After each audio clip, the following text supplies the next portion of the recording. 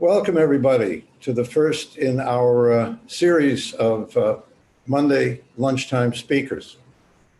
It's my pleasure to introduce today's speaker. In 1904, the muckraking journalist Lincoln Steffens published a book called The Shame of the Cities, a survey of the rampant corruption, the backroom dealing, and the sheer incompetence of the mayors and other politicians running America's largest cities and often running them into the ground. The chapter on Philadelphia was christened with the unforgettable title, Philadelphia, Corrupt and Contented. If Philadelphia is less corrupt today than it was a century ago, much of the credit goes to the Committee of 70, founded, no coincidence, in 1904. For over 100 years, the committee has been working to promote ethical, effective, and genuinely representative government in Philadelphia and Pennsylvania. To give a few examples, because of their efforts, elected officials can no longer accept cash gifts, campaign contributions have been strictly limited, and excessive pension bonuses have been banned. Much has been done, much is left to do. Pat Christmas is one of those doers. Before joining the Committee of 70 in 2013, Pat taught high school biology and forensic science. He serves as the committee's policy director. He is responsible for managing 70's policy projects and advocacy campaigns, and he supports its civic programming, communications, and social media. It is a pleasure to welcome Pat, who will open our Vote That Jawn speaker series discussing organizing and advocacy. Vote That Jawn. All right. Thank you so much, Peter, for that very generous introduction. My name is Pat Christmas. I'm so happy to be here and to kick off the series with the topic of organizing and advocacy. So, we only have this lunchtime period to talk about this big topic. So we'll try to keep this as focused as we can. Beginning with what the basics are. I mean, organizing advocacy. What is that? To advocate. In short, to advocate is to speak for, to work for, to fight for changes, or sometimes to speak against or to fight against certain changes or to fight against the status quo. If there's a thing or two that we can take out of this lunchtime discussion, I really want it to be our ability to try to see where the power is. Power is a word that really doesn't get used often enough in plain language. It's simply that the means to make someone else or other people do something differently, to do as you would have them do. And when we're talking about organizing and advocacy, usually what we're talking about is making people in government do something different. So the question is, who are the decision makers? And more critically, who are those critical decision makers who have actual power to make a change?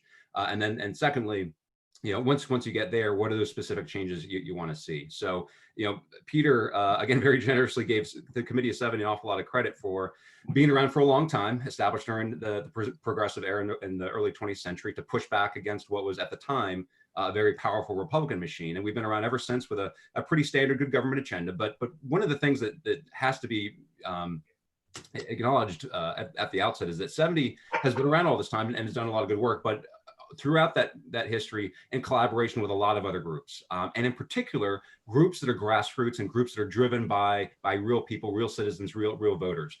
Because without that sort of broad-based pressure from the electorate, from real people in real neighborhoods, real change doesn't happen. So I figured we'd talk about just a couple examples here of where at least I've seen this work in pretty interesting ways.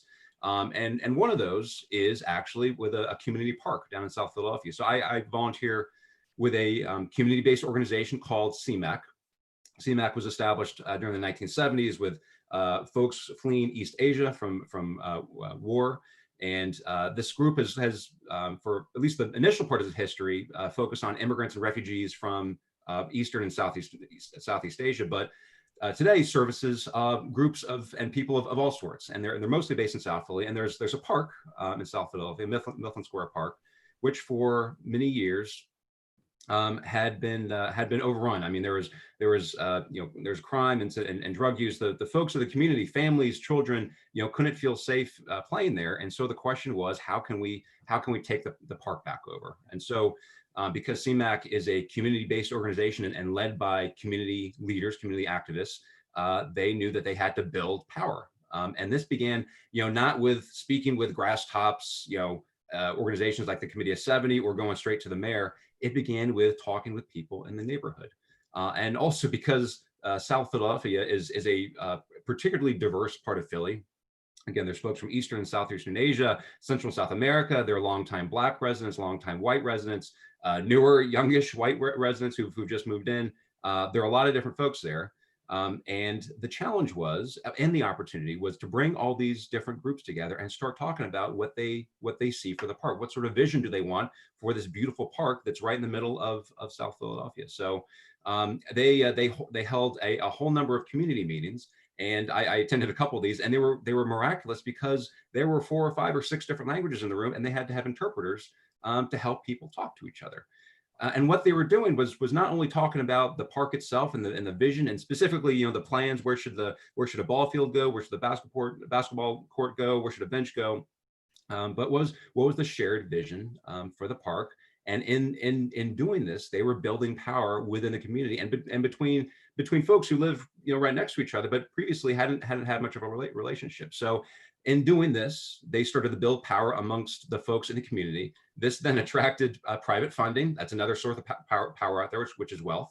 And millions, $1 million or $2 million came in to help plan further. And what has happened now is that because the leaders down there have recognized that they had to build this community around a vision for the park, they had to secure some amount of private funding for planning further for what they want this park to be.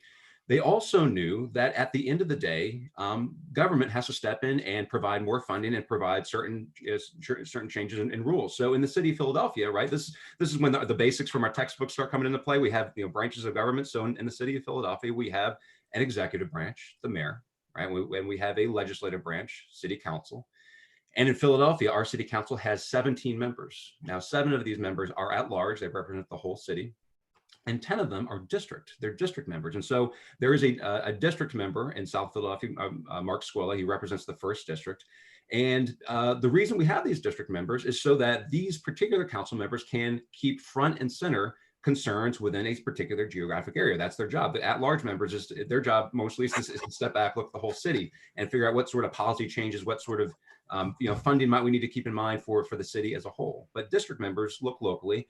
And also, because they have this local focus, they have a tremendous amount of power over development. What happens to a park? What happens to an old building that's been around for too long, or for a big development that wants to get created? And because this district council member has been there, we know that we wanted to make bigger changes from this park than we can afford with just our own hands and with a little bit of private funding. We knew that we had to get this district council member on board. So what has happened over the course of several years, actually, is that this council member and all these other groups have been involved in these conversations about the future of the park. And so at this point, there is a program in the city of Philadelphia called Rebuild. There are millions of dollars that are in this program, actually, and in part funded by the soda tax that was implemented by city council a few years ago. And what will hopefully happen in the next year or two is that the district council member will be a champion through the Rebuild project to bring more money into this park and finally build it out into the rest of the vision that the community wanted. So what happened was, the whole point of that story was, it has taken several years. It actually may take more than several years at the end of the day, but it'll be worth it, to have connected all these different people across different communities, but all centered around this park, to bring in initial funding, to start building up relationships, and then critically bringing in a local official and elected official who would then have the decision-making power to bring in the rest of the funding to make this park happen. So this was a particularly big project, and it was a more thorough project than perhaps others that have come together. And part of that is because the folks who were organizing initially, community organizers who wanted to advocate on behalf of the people who live there and this new park, they knew they had to build relationships and build power first at the very beginning of this thing before they could get to the council member. So, a way to go about this that probably would not have been quite as productive would have been for, a few people who live nearby the park who thought, I'd like to see a lot more investment here. I'd like to see this park look differently. So why don't we go have a meeting with a council member, and then he or she will do whatever we say, whatever we tell them. That didn't happen, and even if it had, nothing would have come of it, right? Because there was no power there. Just a few people going to meet with a council member that can be productive, especially to ask questions, share concerns, but really to make big, lasting change, there has to be some underlying power there, and it has to come from numbers. So that's one local example, right? Just here in Philadelphia, about how building political power and knowing who has decision-making authority, whether it's from private funders to bring in some initial money, and then ultimately with government, how that would get done. So that's one local example. Another I would raise is with elections, and that's what I spend a lot of my time working on. And as you probably know, we just had a big election this past June 2nd was our presidential primary. And we have very unusual and extraordinary conditions to run an election under, right? Because of the COVID-19 crisis. It's not as safe as it used to be. In fact, it's much less safe to go to in person to a polling place. And so a significant challenge and need is to maximize the number of people who vote by mail. So Pennsylvania, unfortunately, has very, very old election law. It goes back to 1937, and we haven't made too many changes at all in that election code. And in most states, that's where election rules are set at the state level. So again, here, we'll just back up for a quick second. We have to take a look and see where decision-making power is. So if I'm an advocate for the Committee of 70, we're working to make changes in the election code, election rules, and election administration, I need to know where the decision-making authority is. So in Pennsylvania, like it is in most states, it starts with state election law. And at the state level, we have branches as well, right? Just at the local level, just like at the federal level. So at the state level, we have an executive branch led by the governor. We have a legislative branch, that's the General Assembly, and it's bicameral, just like the US Congress is. So there's a Senate with 50 members, and there's a House with 203 members. And then we have a judicial branch as well. But as far as election reform goes, often that starts with the legislative branch. So that's where a lot of the activity amongst all the advocates has been for several years now, to advocate for changes in election law. And very fortunately, we were able to get through, and when I say we, not me, but we, that is very much dozens and dozens of organizations from across the state working with local and state officials to get an election reform package passed. And this was accomplished just in October of last year. And there were a whole bunch of changes in this election reform package, and part of the reason it came together was for partisan political reasons, that's the way these big things come together sometimes. But critically within this election reform package was the provision for any Pennsylvanian to vote by mail. This is something that the Committee of 70 has advocated for many years, and pretty much any other voting rights advocate in the state of Pennsylvania has for a long time, forever, advocated for allowing any voter for any reason to vote by mail. And this is previous to this, you had to have a very specific reason. You had to be outside of a municipality, you had to be sick, had to be above 65 or disabled. It was a much more limited set of reasons you could vote by mail. And we had no idea that when this election reform package came together last year, that the vote by mail piece would have been all the more essential with the outbreak of COVID earlier in 2020. Right. So this was just last year, where all advocates had been working mostly just at the state level within the General Assembly, because that's the body that passes the bills, right? And then the governor has to sign them.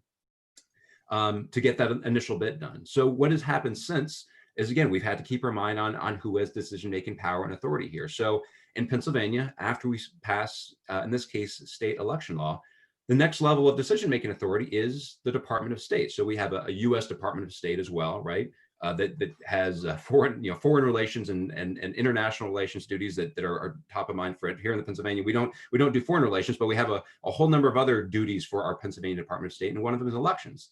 And what happened after we passed the state election law is the Department of State had to then produce guidance for the counties as to how to implement that election law. And this is where things can get more complicated. But we have 67 counties across Pennsylvania, 67 local governments. And after the state passes its election law, the Pennsylvania Department of State issues this guidance. Then these 67 counties take into account when they actually execute elections. So what the advocates had to do was shift their attention from the General Assembly and the governor in passing a law to the Department of State and trying to provide feedback and shape the guidance that would be issued out to the counties. And then after that bit was done, it was down to the local level where, I can't stress enough, especially since the Committee of 70 is a local and state advocate for good government reform. Local government is where a lot of the action is at. And as whether it's elections or policing or education or healthcare, infrastructure, transportation infrastructure, so much of our daily lives happens at the local level. And frankly, at the point we're at now, the General Assembly, our legislature, will probably make a few other changes, hopefully very critical changes in our election law before the November 2020 general election. But a lot of the game will now be at the local level with our counties. So in Philadelphia, which is both a city and a county, there's a lot of conversation and a lot of discussion right now, a lot of advocacy around our 3 city commissioners who run elections to try to get them to do some things differently. This is also happening in other counties around the state. So some of those things include, for example, and these are the things that if you're not voting yet, I'm sure you will soon. I'm sure you're making certain that everybody in your household is voting, that everybody who possibly can votes by mail. That's the safest and most secure way to vote right now. And then to make sure, so we're going to make sure that that ability is widely open as possible. That for example, if apply online, those applications get processed accurately. If you submit a paper application, that you'll get postage to get your application back. And then also once you do get your mail-in ballot, I'm sure we will have tens of thousands of people who will have their mail-in ballots. They'll have a way to get them in, and not just through the mail, but through drop-off boxes, which is something the local election officials in Philadelphia and all of our counties have the authority to do. So this is a more complicated example, and it's another one that's taken place over many years, but it's where we've had to keep our eye on where the decision-making power is at the state level with our legislation passing law, with a state agency in helping provide guidance and interpret that law, which is in that case the Pennsylvania Department of State. And then finally, the local government and our local election officials who actually execute elections. And again, when push comes to shove, when we vote on November 3rd, it's going to be our local officials who largely make this a success or a failure. It's going to be them who determine whether or not we have enough drop-off boxes. Them who make sure that paper applications with postage included gets out to registered voters. It's going to be them who make sure that the thousands of applications that come into their office get accurately and efficiently processed. And so, keeping those decision makers in power, keeping in mind those decision makers who have power, is been the trick and the challenge throughout this whole process. And the last thing I'll name quickly is, in addition to identifying and keeping an eye on the people who have power, is bringing together other folks who you can help get this job done with. So, with our organization, we're very fortunate to have several full-time staff, and we get to do this for all day, every day, to advocate elected officials. This means we have meetings with them. We have several social media accounts and a communications infrastructure, which means we put out testimony and press statements, op-eds. But it also means we have to work with dozens of other organizations who do the same thing.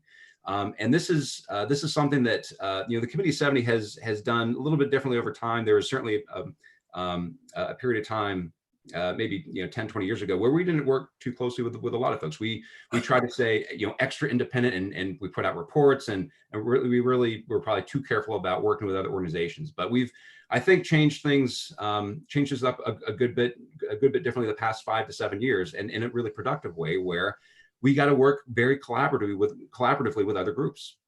And sometimes these groups are other elections and voting focused organizations, and sometimes they're organizations that have other agendas, but only part of them is elections related.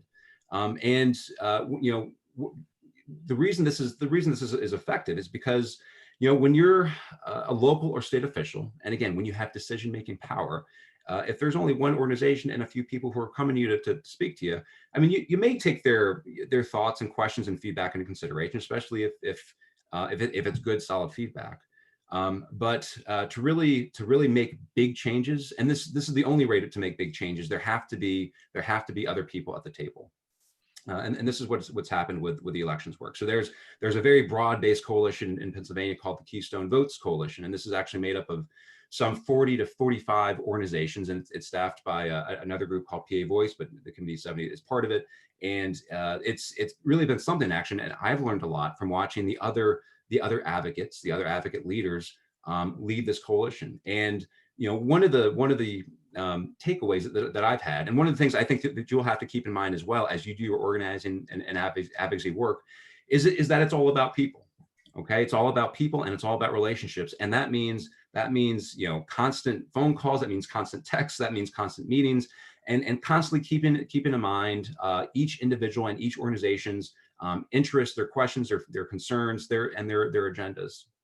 And it's a process of maintenance, just like you have to work to maintain your relationships with your friends and with your family. When you work out there in the real world to advocate for change, you have to maintain these relationships. And for this coalition and others that I've been a part of, this has meant, for example, setting a schedule. We have regular meetings with agenda, and oftentimes we try to ask other folks, hey, what do you want to talk about in a couple of weeks? We have this meeting coming up. Do we want to talk more about the state level? We're going to advocate for this bill or that bill, or do you want to talk more about the county level, right? Because the counties only have this much time to get ready for the election in November. Maybe because we don't have that much time to get ready for the November election, maybe we want to shift most of the agenda to the local level. But this is something that has to get figured out with the other people you're working with. So, this is whether I'm not sure exactly how the curriculum's come together this summer. I've seen some of the work on Instagram, which has been awesome. But when you're doing this over the summer or at any other point when you're organizing and advocating, whether it's with your individual group and your individual organization, or with other groups or other organizations that will be essential to get the job done. Maintaining those relationships is really what it's all about. Maintaining those relationships with those with whom you're trying to make change, and then also the decision-making authorities with power who you're trying to make a certain decision and to do something differently, right? Again, whether it's like changing election law or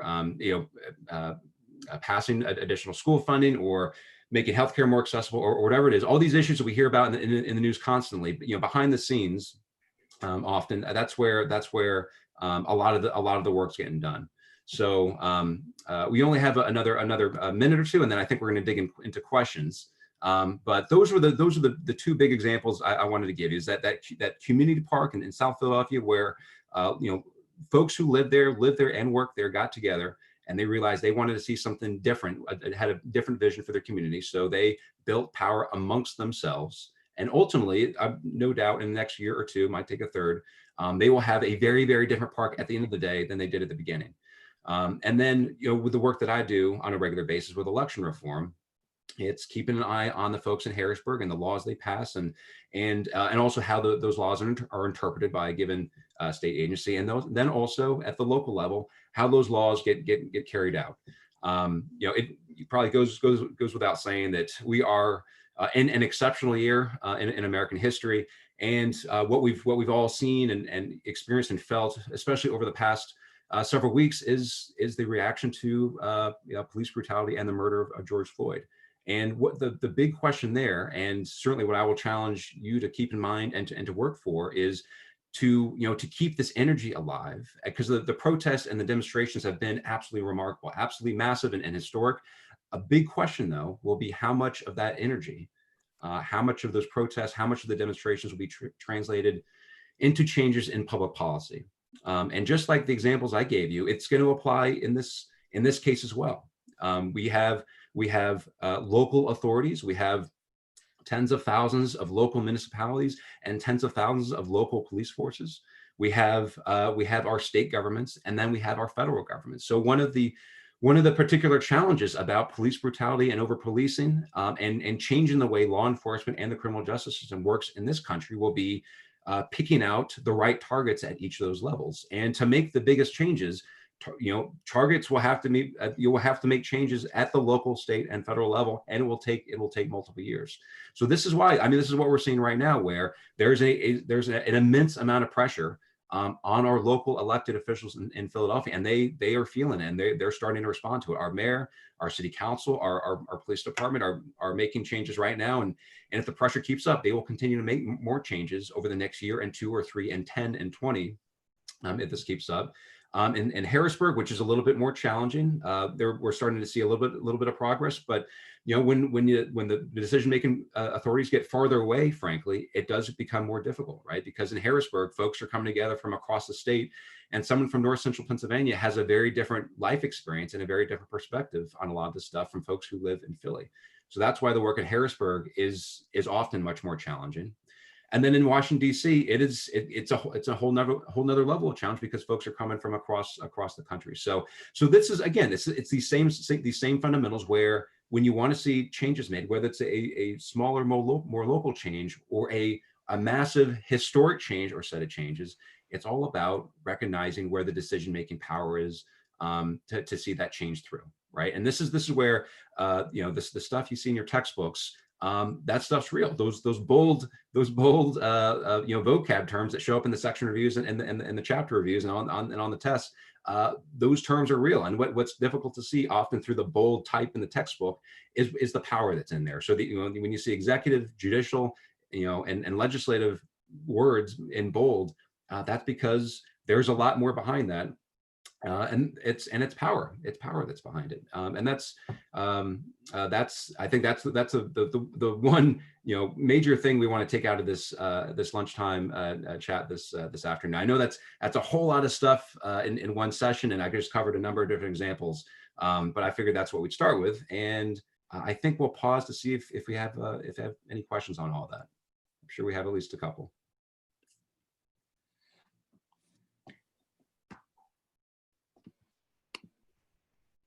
Okay, so we do have a few questions. So our first question is, this is from Ms. Carey. How can we find out about the groups who are working on mail-in balloting? Would it be good for us to tell that to youth? And how is mail-in important for young voters? Yeah. So there are a number of places to look for all these groups, and I think that the first one I have to name is the Keystone Votes Coalition. So if you just Google Keystone Votes, this will come up quickly, or Keystone Votes Coalition. There are 40 or so groups, and a lot of them are based here in Philadelphia. And I'm sure there are a whole bunch that are probably based pretty close to where you live, and you get roped into one of them. So that's one place to go.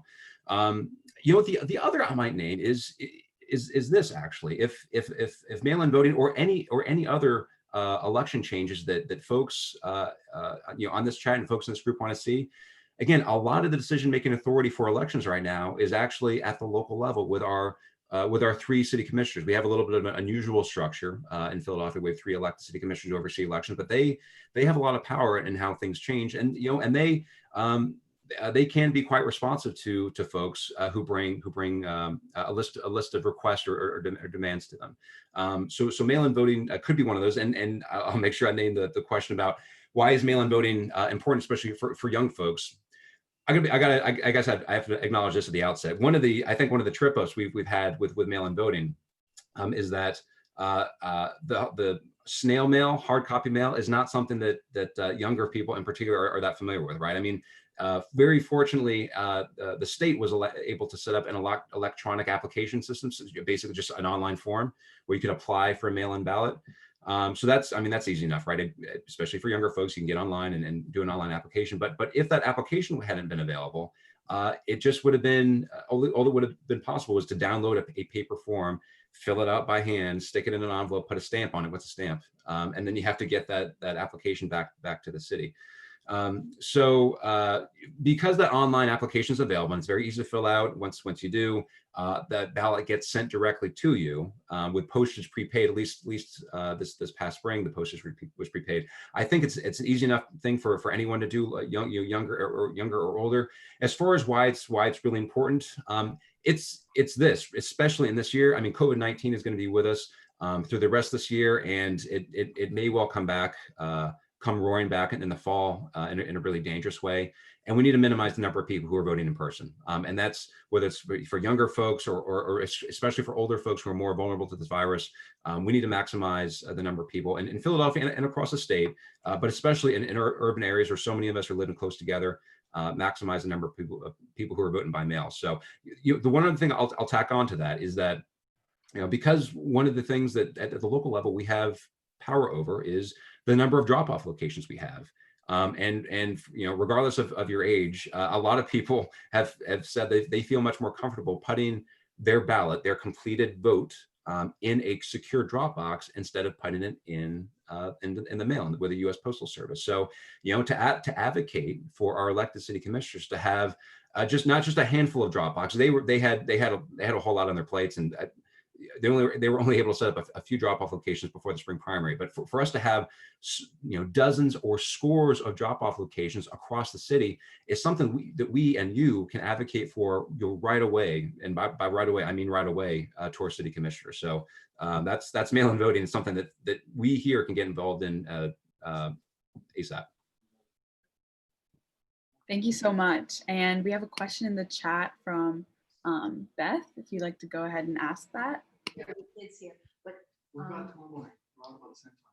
that'd be fine. I was just wondering, what is the relationship for advocacy, like with Philadelphia and the counties around it?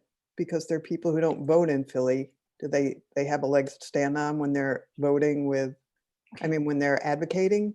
Because they care about Philly issues, but they don't vote in Philly to have that kind of influence. The bots are keeping it tomorrow. Are you saying like when folks who don't live in Philadelphia are advocating for things and changes in the city of Philadelphia?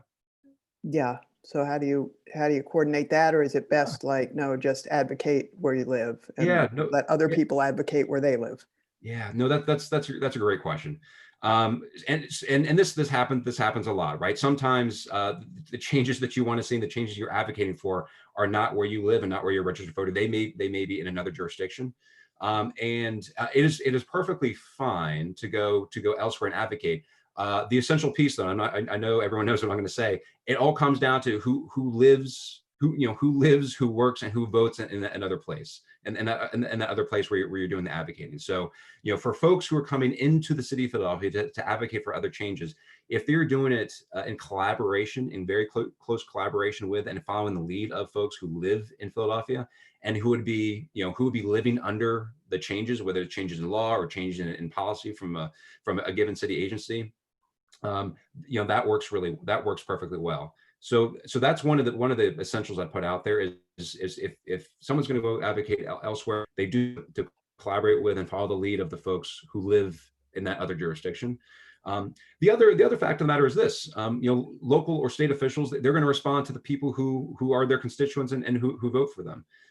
So I can guarantee you that if we could send as many emails or postcards to a state legislator in another part of the state as we wanted, we being folks who live and work in Philadelphia, if the only people they're hearing from are from Philly and not from their district, they're not going to respond. And that's the way the system's set up, where our elected representatives, whether it's our city council members here in Philadelphia or state representatives in Philadelphia, state representatives who live in other parts of Pennsylvania, their job is to respond to constituents within their districts. So, if we are advocating for changes in another part of the state, or if we're advocating for changes statewide, and this is where state level advocacy gets to be more challenging, but it's worth it because that's where big changes can be made.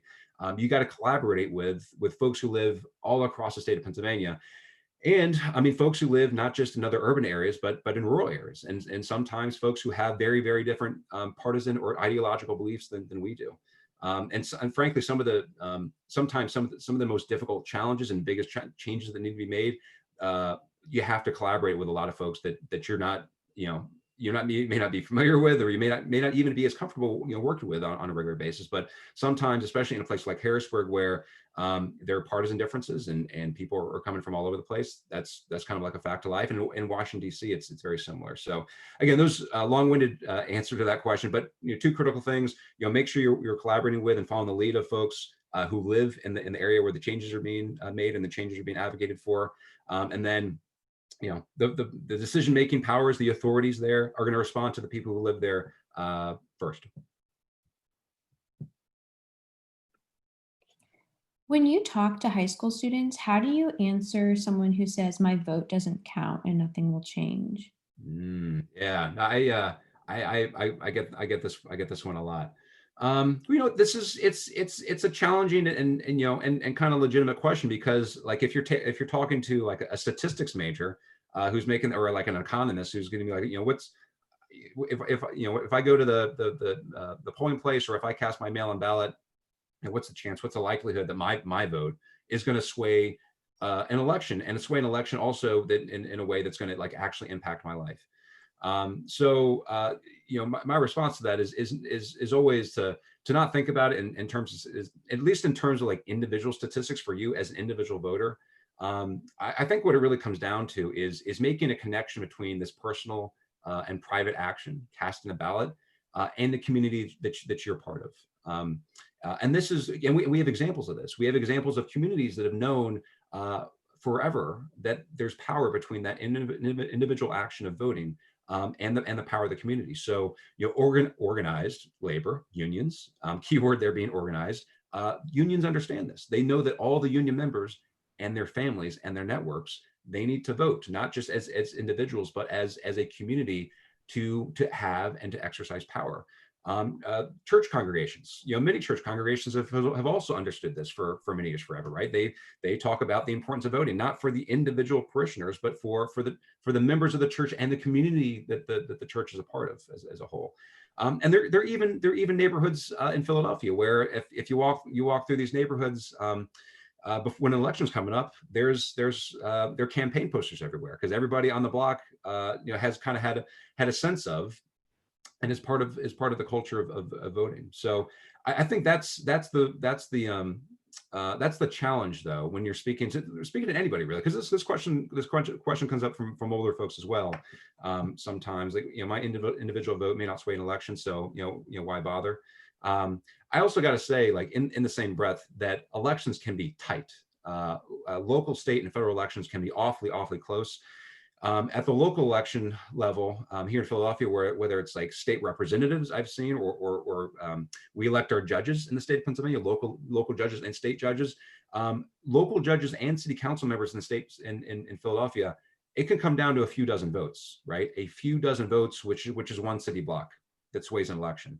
And it happens at the state and national level as well. In the 2016 general election, it was a little bit more than 40,000 votes in Pennsylvania that gave our 20 electoral college votes to candidate Trump instead of candidate Hillary Clinton.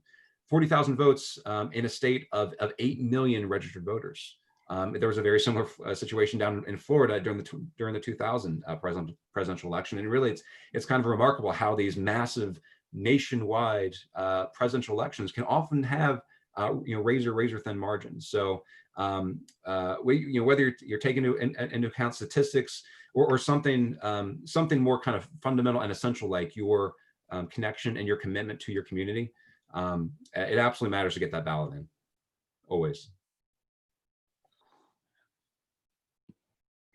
Thank you so much. We have a question from one of our interns, Cameron. In advocacy, what is more challenging? Creating a relationship among the community, or trying to get the attention from government officials or decision makers? Yeah, that's a good question. They both come with their own challenges. But the bigger challenge is always getting the attention and the focus of the elected officials. And one of the reasons for that is this. It's not for any insidious reason. It's that elected officials, they have a lot of different issues that are on their plates, right? We have, with our 17 council members and our mayor in Philadelphia, we at the Committee of 7, we care very much about elections and voting issues. City council and the mayor have a lot of other stuff to deal with and pay attention to besides elections and voting. And also, frankly, the truth is, like, they have a lot of stuff that almost always is more important than elections and elections and voting, right? They're responsible for law enforcement and for schools and for public health. Elections and voting comes up kind of in fits and starts. And as an elections and voting advocate, we really have to kind of pick our spots whether it's with local officials or with state officials, because they have a lot of other issues and organizers and advocates who are fighting for their attention. So that's one of the biggest challenges. And I think the one thing I'll pin onto that is one of the tricks of being an effective organizer and advocate is finding the opportunities. This requires often for something to happen out there in the world that creates a political window. And we see this happen all the time, that there's a school shooting in a given state, and that's what opens up the window at the local and especially at the state level in that state to change what the gun laws are. In Philadelphia, there's there's been a discovery that a lot of our buildings are old, and there may be lead in some of these old buildings. Like, that opens up the window, and folks have to be ready to push through that window to make changes at the local and state level, wherever those changes have to be made. And again, to bring it back to the the example that's rocking the country right now, the murder of one Black man on the street has created an opportunity for the rest of the nation to push through changes that previously had not been possible. So that's a critical thing to keep in mind when you're organizing. I mean, and it's a horrible thing that oftentimes, I mean, these opportunities are created by horrible events, by crisis, by scandal, by a killing or by killings. I mean, but that's sometimes what opens up in the American political system a chance to push through, and push, I really mean push, change. Thank you so much. So one of our driving questions this summer is, how can social media affect youth voter registration? So we were hoping that you could talk a little bit about that. Yeah. Well, I was thinking about when I was going to bring up this part of it. I mean, one of the most exciting things about organizing and advocacy today is the technology that's available. Right? We've had the invention of the internet, and now these devices that we keep with us at all times. And they've made for remarkable opportunities to push through change and make decision makers make certain decisions and do things differently. And this has happened in other countries where tyrannical autocratic governments have been overthrown because people can organize better with this technology, with these tools. And we're seeing a similar thing, the exact same thing actually here in the United States, where people can organize so much more effectively with this technology. So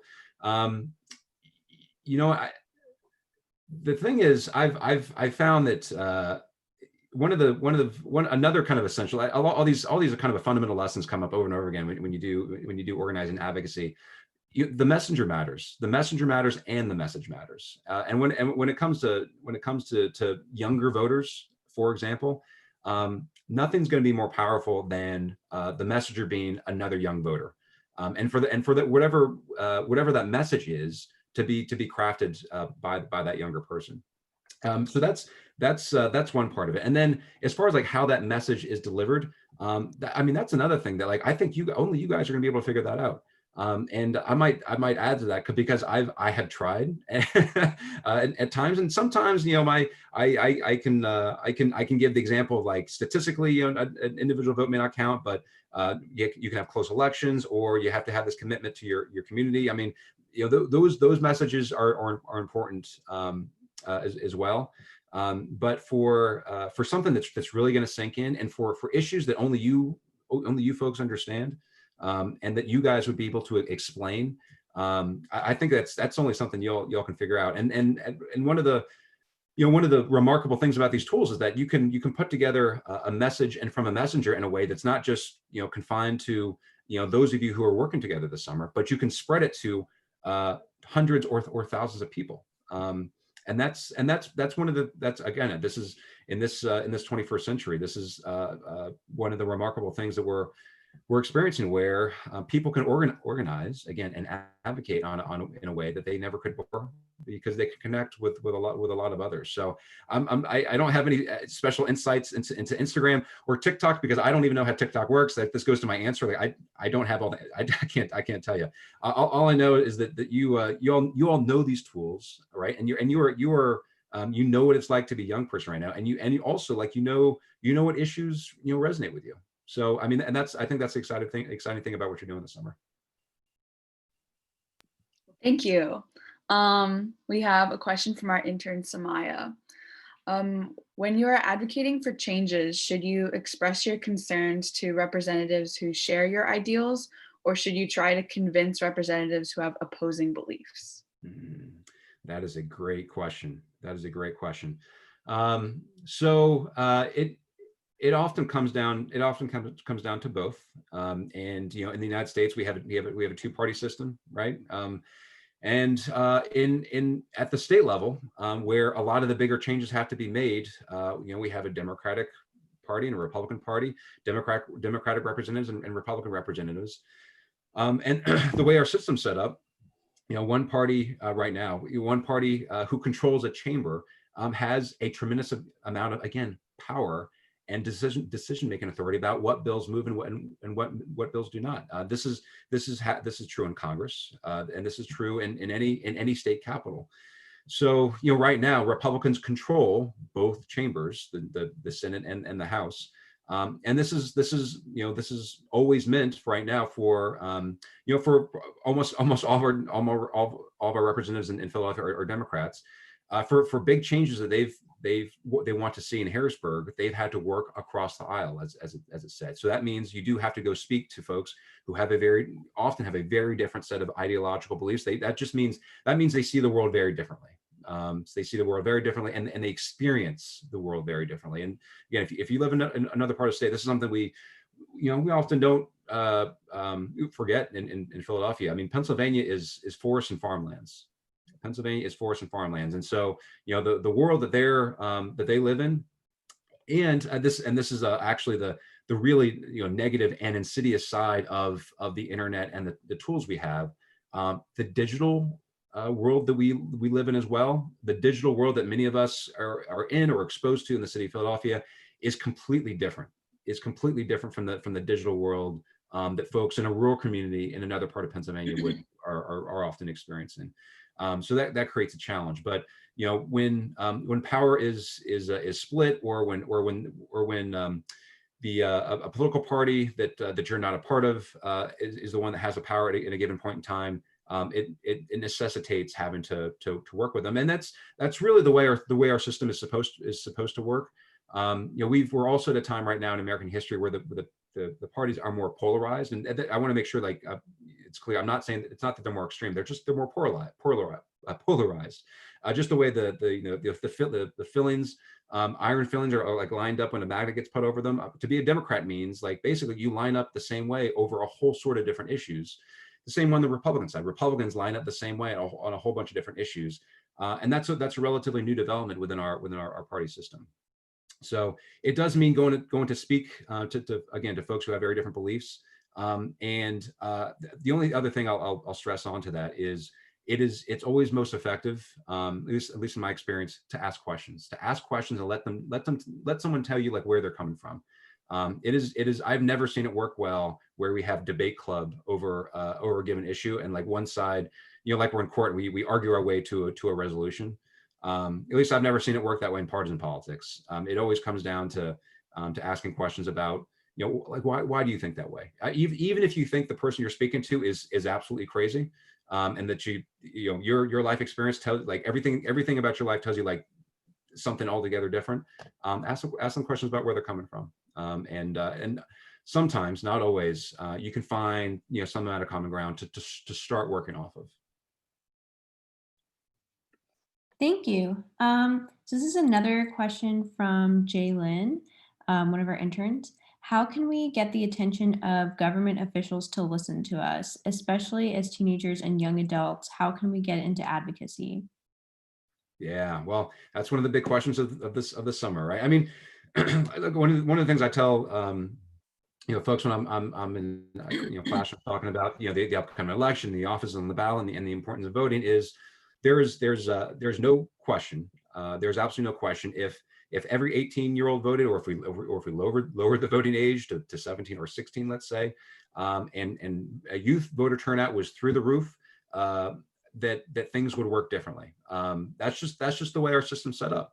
An example I'll give in the same vein is politicians, elected officials know that older people vote. In fact, one of the most powerful advocacy organizations in the country is the AARP. The AARP advocates for issues that matter to old folks. So this is why, this is exactly why you all are doing the work this summer, because if you're able to both increase the number of young people who vote and also increase the number of young people who are able to organize and advocate effectively, that's where we can start to see real changes. And something, something we often forget is that, getting people registered to vote matters, getting people out to vote matters.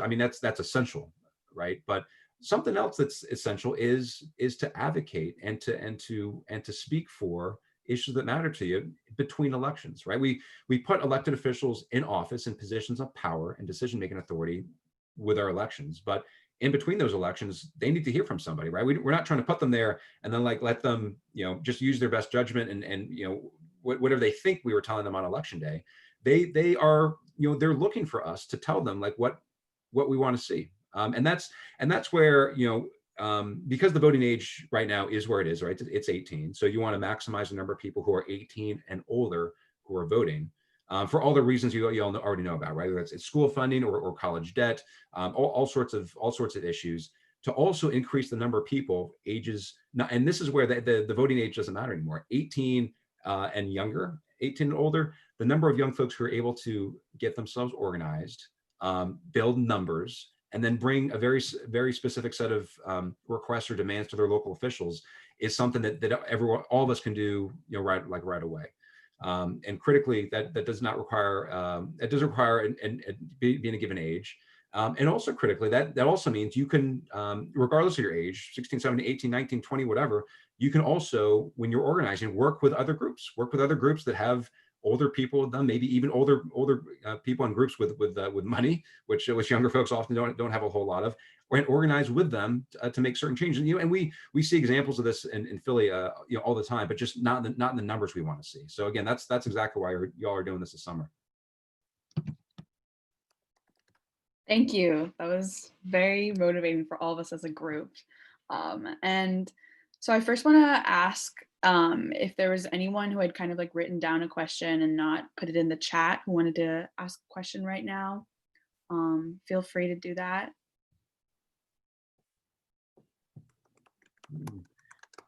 Okay. If not, then we do have, oh, okay, we are running short on time.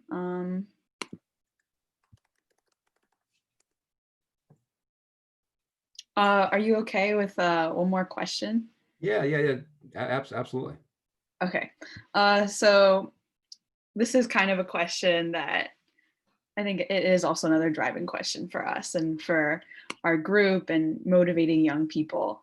So the question is, do we have power that we're not knowing? Yes. Yes, you do. Yes, you do. And I think that the power comes from here. You have real life experiences that you understand, and that you know what to communicate about them. But part of what you're doing this summer is refining those skills, right? With again, especially through internet and social media, the way to communicate those issues and the changes you want to make.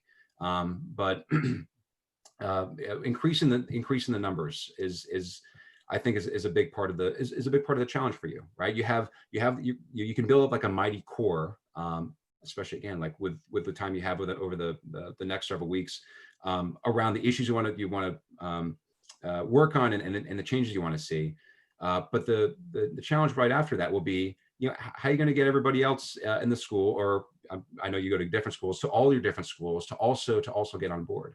And one of the things you're going to have to acknowledge in this is that not everybody's going to be involved in the same way and to the same extent, and that's perfectly fine, right? So I assume you all here are going to be super engaged, right? You're doing all this work over the summer. You're figuring out how to use Instagram and TikTok to maximum effect, learning a bit more about government and politics. There's always got to be a core to the organizing, but to really build out the power means expanding the layers. So, can there be another, 100 or 200 or 300 folks who get involved on a volunteering basis, right? And then beyond that, how many more thousands can we tack on? I mean, with any with any big people-driven change, I mean, and this is something I guess if I didn't stress enough or make clear enough over the past hour, like this has to be made clear. You know, the biggest changes and the most meaningful changes like happen from the bottom up. They've always happened that way, and they've never come from, you know, professional advocates like me who get to do this on a regular basis. They come from real people, from real neighborhoods, organizing together over a period of time to make that change happen. But the challenge is, like, you know, you have to develop again a leadership core, and then you know, depending on how big the lift is, maybe a couple of different additional layers on top of that, to be able to lift up then thousands of people. I'll give just one very quick example of that. I mean, around redistricting, right? This is the way political lines are redrawn. Gerrymandering, one of those bold terms in our textbooks, is when politicians draw crooked lines for the sake of making it very easy to win elections. Fair Districts PA is a grassroots organization that's been working on a statewide level for 5 years. For 5 years to try to change this, and they've been effective to getting the issue to a point where we think there's still a chance to make this change. And this has been a very difficult lift. But what they've had to do is they had a core of leaders, and by core, I think it's come down to some of the range of like a dozen people that have really driven a lot of this. But there have also been dozens of other civic leaders around the state who are doing this on a volunteer basis, who've been that additional layer of leadership. And then from that core and that additional layer of dozens or scores of volunteers, they've been able to lift up thousands of people into this issue. So this is largely the way that you would do this as well. Like, you don't have to have 5,000 people right off the bat. What you do need to have, though, is a committed core of activists to get the ball rolling, and to set up an organizing structure, to set up a leadership group, to have meetings, to figure out exactly, you know, what changes you want to see, and again, critically, who can actually have decision-making authority to make those changes.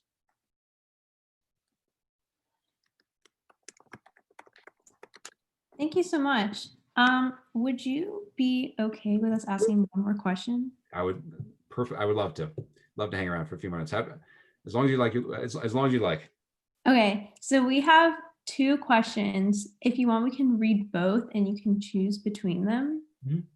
Okay, so one is from one of our interns, Shamar. He says, is there any way to make the mail-in ballots easier to use? I had connection issues and didn't, oh, I didn't mean to do that.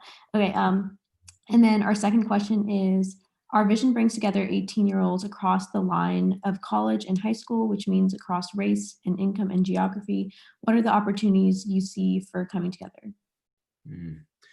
So on the mail-in application question first. So a big problem, and there were a lot of problems, there were a lot of challenges with the election we just had, was that the online mail-in application I mentioned was only usable if you had a PIN.ID.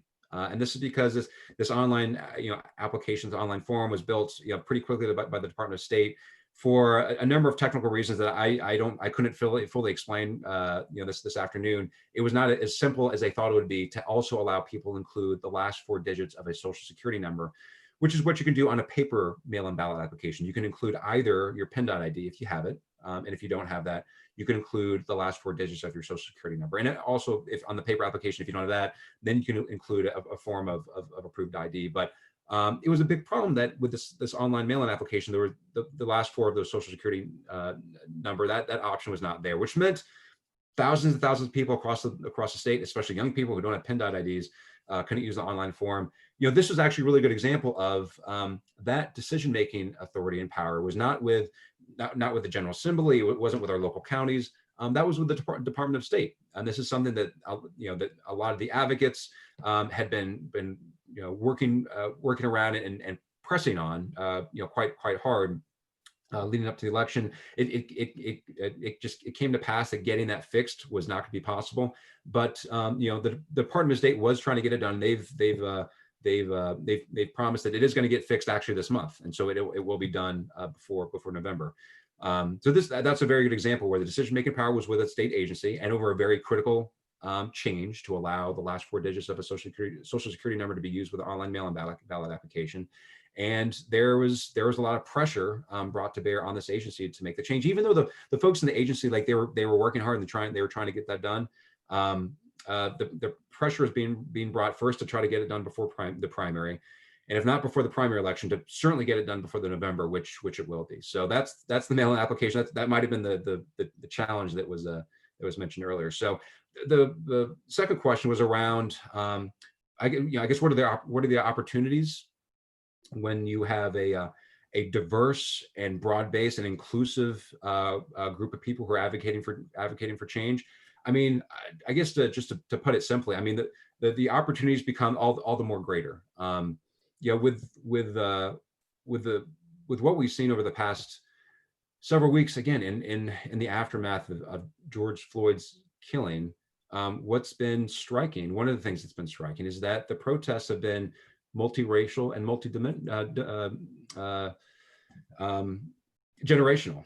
Folks of all ages, folks of all skin colors and creeds and religions. I mean, it's been very different, say, from in the 1960s. During the civil rights movement of the 1960s, it was mostly Black folks out there advocating for those changes. Quite different. Today, it's not just Black folks. It's a lot. It's Americans from across the spectrum. So yeah, I think the opportunities there just become greater, and also just make all the more powerful and resonant for those, whether it's the mayor and city council, or for folks in Harrisburg, or for folks in DC.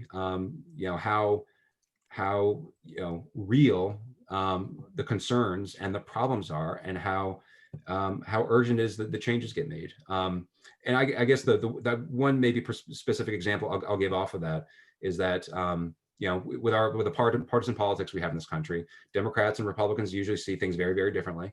Republicans generally don't see the sorts of police reform changes and law enforcement changes that a lot of the protests in the Black Lives Matter movement is calling for. They generally don't see those things the same way. But there are pretty conservative Republicans in Harrisburg and in DC who are willing to talk about a few things that previously they weren't willing to talk about. And one of the reasons for that is because the outcry has been so wide and so broad and so inclusive. It's not coming from just a few people. It's coming from folks across the country. So that's one of the one of the powerful things about organizing, when it's a broad base of people from all different backgrounds and from all different belief systems and life experiences. That makes the organizing all the more powerful for what you're trying to get done. Vote that. Vote it. Vote that. Vote it. Vote that.